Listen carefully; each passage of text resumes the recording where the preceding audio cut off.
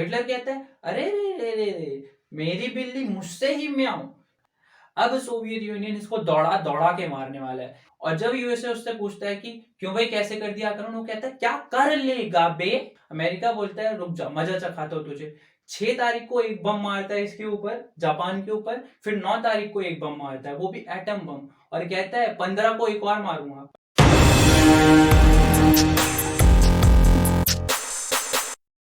पिछली वीडियो में हमने जाना कि फर्स्ट वर्ल्ड वॉर का जर्मनी के ऊपर क्या इंपैक्ट होता है, जिसे वाइमर गणराज्य भी हैंडल नहीं कर पाता है।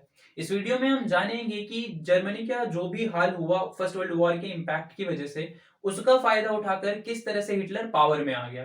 तो चलिए जानते हैं। हिटलर 1889 में ऑस्ट्रिया के एक छोटे से गरीब परिवार में जन्म लेता है और रोजी रोटी चलाने के लिए वो आर्मी ज्वाइन कर लेता है, जहां वो पहले तो संदेशवाहक के तौर पर काम करता है, फिर कॉर्पोरल के तौर पर काम करता है और अपनी बहादुरी के लिए ढेरों मेडल भी जीतता है। फर्स्ट वर्ल्ड वॉर में वो लड़ता भी है, लेकिन फर्स्ट वर्ल्ड वॉर में जर्मनी की हार की वजह से हिटलर को बहुत बड़ा सदमा पहुंचता है और वर्साई की संधि तो उसे अंदर तक हिलाकर रख देती है। इसके बाद वो 1919 में वर्कर्स पार्टी नाम का एक छोटी सी पार्टी को ज्वाइन कर लेता है, जिसे वो बाद में पूरी तरह से कब्जा करने के बाद उस पार्टी का नाम रख देता है national socialist German workers party, जिसे बाद में नाजी पार्टी के नाम से जाना गया। तो ये तो थी हिटलर की शुरुआती कहानी। अब 1923 में हिटलर प्लान करता है कि वो बवेरिया और बर्लिन पर अटैक करेगा, लेकिन उसका प्लान फेल हो जाता है। उसको अरेस्ट किया जाता है, उसके ऊपर थोड़ी सी कार्यवाही की जाती है, फिर छोड़ दिया जाता है। दूसरी ओर उसकी पार्टी भी कुछ खास अच्छा परफॉर्म नहीं कर रही थी, जो कि नाजी पार्टी थी, खास परफॉर्म नहीं कर पा रही थी।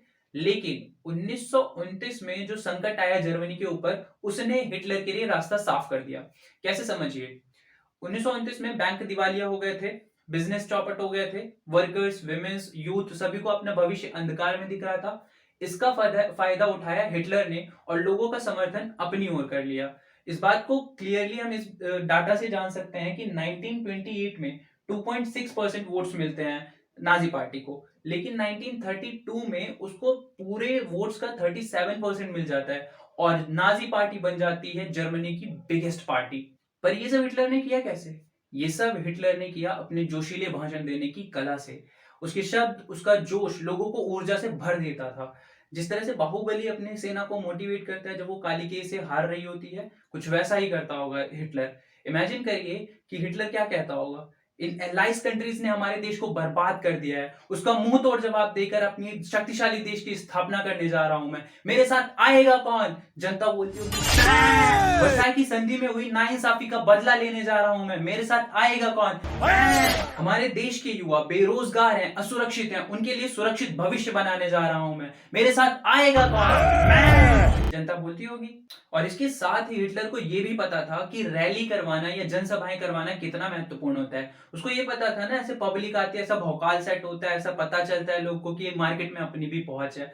तो इसलिए वो बहुत सारी रैलियां करवाता है, पब्लिक मीटिंग्स करवाता है। उसने खास तरह का अपना झंडा विकसित किया था जिसपे स्वास्तिक का प्रतीक बना हुआ रहता था, खास तरह का सैल्यूट, खास तरह की क्लैपिंग, ये सब कुछ उसने इन्वेंट किया हुआ था। इस वजह से जनता उसको समझती थी हमारा मसीहा। अब आप ही सोचिए, देश इतने सारे दिक्कतों में है जिससे उसे उबारना बहुत ज्यादा कठिन है। अब वहां पर एक कोई इंसान आकर बोलता है, वो भी इतने जोशीले तरीके से, कि मैं आपके देश को पूरी तरह से संकट से उबार दूंगा, तो कोई भी भरोसा कर लेगा। और फिर हिटलर तो था ही तगड़ा ओरेटर, तो उसने अपनी बात पर सभी को भरोसा दिला दिया। अब ये तो था कि हिटलर पॉपुलर कैसे होगा। उसके बाद 30 जनवरी 1933 को जर्मनी के प्रेसिडेंट हिटलर को वहां का चांसलर बना देते हैं। चांसलर का पद सेकंड मोस्ट पावरफुल पद था वहां का। तो हिटलर के पास अब पावर आ चुकी है। तो हिटलर के पास जब पावर आ चुकी है तो वो अब अपने दुश्मनों को चुन चुन कर मारने वाला है। तो सबसे पहला दुश्मन तो है उसका डेमोक्रेसी, तो सबसे पहले डेमोक्रेसी को खत्म करेगा। तो उसने किया क्या, या हम ये कह सकते हैं कि उसने नहीं किया, पता नहीं कैसे हो गया, कि संसद में रहस्यमय तरीके से आग लग जाती है। अब आग कैसे लगी ये तो हिटलर ही जाने। तो आग लग जाती है और उसके बाद वो फायर डिक्री करके एक कानून लेकर आता है, जिसके तहत freedom of speech, freedom of press, freedom of assembly, ये सब अनिश्चित काल के लिए बंद कर दी जाती हैं, यानी कि गई डेमोक्रेसी पानी में। अब दूसरा जो नंबर था वो था कम्युनिस्ट्स का, यानी हिटलर का दूसरा जो सबसे बड़ा दुश्मन था वो था कम्युनिस्ट। अब क्या किया हिटलर ने, रातों रात कम्युनिस्ट को कंसंट्रेशन कैंप्स में ठुसवा दिए। आप ध्यान से देखिए, यहाँ पर ड्यूसलडोर्फ करके एक सिटी है जहां पर 6,808 लोग अरेस्ट किए गए, जिसमें से 1440 सिर्फ कम्युनिस्ट। सीधा सीधा दिख रहा है कि दुश्मनी निकाल रहा है वो। और सिर्फ इतना ही नहीं, 52 अन्य तरह के लोगों को भी उसने बहुत ज्यादा प्रताड़ित किया। पर ये सब करने के बाद भी वो कहता है यार मजा नहीं आ रहा। तो 3 मार्च 1933 को वो इनेबलिंग एक्ट लेकर आ जाता है, जिसके तहत पूरे जर्मनी में अब लागू हो चुका है डिक्टेटरशिप, यानी हिटलर बन गया तानाशाह। अब वो क्या करता है, पॉलिटिकल पार्टीज को बैन कर देता है, ट्रेड यूनियंस को बैन कर देता है, और कंप्लीट कंट्रोल कर लेता है किसको, इकोनॉमी को, आर्मी को, मीडिया को। मीडिया जो वो चाहेगा वो दिखाएगी। उसके बाद जुडिशरी को भी, मतलब जो न्याय वाले फैसले हैं वो भी हिटलर जी की मर्जी से लिए जाएंगे। और यही नहीं, पूरे देश पर निगरानी रखने के लिए वो अलग अलग तरह के फोर्सेस भी बनाता है। यानी नॉर्मल पुलिस तो थी ही, उसके अलावा देखिए कौन कौन से फोर्सेस उसने बनाए हैं। स्टॉर्म ट्रूपर्स बनाए थे, जिसमें गेस्टापो थे यानी सीक्रेट स्टेट पुलिस था। उसके बाद एसएस यानी protection squad, criminal police, security services, बहुत सारी फोर्सेस उसने बनाई थी। और इनको ओवर पावर कर दिया था उसने, यानी बहुत सारी शक्तियां दे दी थी। आप अभी देखिए, नॉर्मल सी पुलिस जिसके पास ज्यादा पावर नहीं होती, उसके ऊपर जुडिशरी का कंट्रोल होता है, बहुत कुछ होता है, फिर वो बंदे को पकड़कर भूत बना देती है। सोचिए, इसको इतना पावर दे दिया गया है। ये किसी को भी उठाते थे, यातना गृह में ठूस देते थे, मारते पीटते, मतलब कुछ भी करते थे। इतना पावरफुल उसने कर दिया था सेना को, यानी कि अलग अलग फोर्सेस को, जो उसने नई नई बनाई थी। तो ये तो था हिटलर ने किस तरह से डेमोक्रेसी की धज्जियां उड़ा दी। अब देखते हैं, जब हिटलर ने बागडोर संभाली ली थी जर्मनी की, तो उसको किस तरह से थोड़ा बहुत इंप्रूव किया। इसको इंप्रूव करने के लिए, यानी जर्मनी को रिकंस्ट्रक्ट करने के लिए, उसने एक इकोनॉमिस्ट को हायर किया, जिसका नाम था हालमार्श शाफ्ट। अब हालमार्श शाफ्ट ने वर्क क्रिएशन प्रोग्राम चलाया, जिसके तहत क्या क्या बना, जर्मन सुपर हाईवे बना, पीपल्स कार वॉक्सवैगन बना। यानी दो अच्छे काम तो हो गए, एक हाईवे बन गया और कार निकल गई जो कि जनता के लिए थी। अब बात करते हैं विदेश को लेकर क्या उसकी नीति थी, यानी किस तरह से वो हड़प रहा था दूसरे देशों को। तो क्या करते हैं वो, 1933 में खुद को लीग ऑफ नेशन से सबसे पहले अलग कर लेता है, फिर राइन लैंड को फिर से अपने कब्जे में ले लेता है। अब जब एक बार खून जो है मुंह को लग गया है, तो अब फिर से दूसरे देशों को भी कब्जा करना शुरू करेगा। ऑस्ट्रिया को अपने में मिला लेता है, सुडेंटेनलैंड को अपने में मिला लेता है, यहाँ तक कि चेकोस्लोवाकिया, इतना कठिन नाम रखा हुआ देश को भी अपने में मिला लेता है। और किस पॉलिसी के तहत, one people one emperor one leader, Hindi में कहें तो एक जन एक साम्राज्य एक नेता, ये वाली पॉलिसी के तहत वो इन सभी कंट्रीज को अपने हिस्से में मिला लेता है। अब जब हिटलर अपने कब्जाने का रवैया जो है जारी रखता है, तो इस पे भी इंग्लैंड जो है वो कुछ नहीं बोलता। इंग्लैंड कहता है कि फर्स्ट वर्ल्ड वॉर में उसके साथ बहुत बुरा हुआ था, लेने दो, थोड़ा बहुत एक आध हिस्सा ले रहा है तो लेने दो, क्या हो गया। लेकिन हिटलर यहाँ पर नहीं रुकता है, वो अभी भी युद्ध के द्वारा ही जगहों को जीतने की कोशिश कर रहा होता है। अब इसी में हालमार्श शाफ्ट एक दिन बोल देता है उससे कि हमारा बजट घाटे में जा रहा है, आप सारा पैसा डिफेंस में ही लगाए जा रहे हो, ऐसे थोड़ी होता है। हिटलर कहता है अरे रे रे रे रे, मेरी बिल्ली मुझसे ही म्याऊं, हटा देता है उसको उसके पोजीशन से, इकोनॉमिक्स के पोजीशन से। शाफ्ट को हटाने के बाद 1939 में हिटलर अटैक कर देता है पोलैंड पर। अब पोलैंड पर जैसे ही वो अटैक करता है, उसकी लड़ाई शुरू हो जाती है फ्रांस और इंग्लैंड से। अब फ्रांस और इंग्लैंड से लड़ाई शुरू हो जाती है, दूसरी ओर वो जापान और इटली से त्रिपक्षीय संधि करता है, जिसके तहत वो और ज्यादा मजबूत हो जाता है। यानी कि 1940 के लगभग सबसे मजबूत पावर्स में से एक था जर्मनी। और जर्मनी इसी टाइम पर अपने पावर के चरमोत्कर्ष पर था, यानी सबसे ज्यादा पावरफुल था जर्मनी इसी टाइम पर। लेकिन अब बहुत ध्यान से सुनिएगा, क्योंकि अब हिटलर करने जा रहा है पूरे इतिहास की सबसे बड़ी गलती। 1941 में वो कर देता है सोवियत यूनियन पर अटैक। अब सोवियत यूनियन इसको दौड़ा दौड़ा के मारने वाला है। देखिए होता क्या है कि इधर से ब्रिटिशर्स उसके ऊपर वायुसेना के रूप में बम बरसा रहे थे, और इधर सोवियत यूनियन की रेड आर्मी जो है वो भगा भगा के मारती है इनको, और भगा भगा के कहां तक खदेड़ देती है, बर्लिन तक। और फिर सोवियत यूनियन का ही पूरे यूरोप पर कब्जा हो जाता है। तो यहां से तो हिटलर का हाथ साफ हो गया। दूसरी ओर जापान जो है वो यूएसए से खामा पंगे ले रहा होता है। पहले तो वो इंडो चाइना पे वो कर लेता है, कब्जा कर लेता है। दूसरी ओर यूएसए पर बॉम्ब गिराने का प्लान कर लेता है। देखिए यूएसए जो है वो इस वर्ल्ड वॉर में उतरना नहीं चाह रहा था। वो कहता हम नहीं करेंगे युद्ध हो, मतलब वो बिल्कुल भी मन नहीं था उसका इस युद्ध में उतरने का। तो जापान क्या करता है, पहले तो प्लान बनाता है कि उधर जाकर आक्रमण करेंगे यूएसए पर, दूसरा पर्ल हार्बर पर आक्रमण कर भी देता है। और जब यूएसए उससे पूछता है कि क्यों भाई कैसे कर दिया आक्रमण, वो कहता है क्या कर लेगा बे। यहाँ तक कि जापान का जो राष्ट्रपति होता है, जब उससे मीडिया ये कहती है कि यूएसए कह रहा है कि वो बदला लेगा, तो हीरो जो वहां के राष्ट्रपति होते हैं वो क्या बोलते हैं कि I don't consider America as an important country.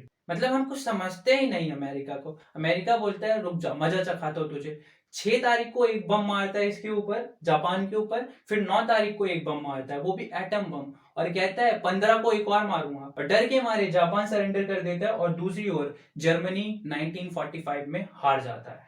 तो इस तरह से हिटलर ज्यादा हड़पने की लालच में सेकेंड वर्ल्ड वॉर में भी हार जाता है। अब जब सेकेंड वर्ल्ड वॉर में हार जाता है तो उसने अब तक लोगों पर जितने भी जुल्म किए हैं और सेकेंड वर्ल्ड वॉर के दौरान जितने भी जुल्म करेगा, उसके डर से वो और जितने भी नाज़ी थे, बहुत सारे लोगों ने खुद की जान देकर आत्महत्या कर ली, जिसके बारे में हमने इंट्रोडक्शन में देखा था। अब चलिए जल्दी से रिकैप कर लेते हैं हमने इस वीडियो में जो भी पढ़ा है। तो हमने शुरू किया था कि हिटलर का उदय कैसे होता है। हमने देखा था गरीब था वो, 1889 में जन्मा, ऑस्ट्रिया में आर्मी ज्वाइन कर लेता है, जहां पर वो पहले मैसेंजर की तरह काम करता है, फिर कॉर्पोरल की तरह। बहुत सारे मेडल्स भी मिलते हैं उसको बहादुरी के लिए। फिर 1919 में वो वर्कर्स पार्टी ज्वाइन कर लेता है और बाद में इसी को नाजी पार्टी का नाम दे देता है। लेकिन 1923 में वो प्लान बनाता है कि बवेरिया पे कब्जा करेगा, बर्लिन पे कब्जा करेगा, पर पकड़ा जाता है, 2-3 थप्पड़ मार के छोड़ देता है, यानी थोड़ी बहुत कार्रवाई होती है। फिर इसकी पार्टी भी ज्यादा अच्छा परफॉर्म नहीं कर रही होती है। लेकिन 1929 में जो भी हालत खराब हुई थी जर्मनी की,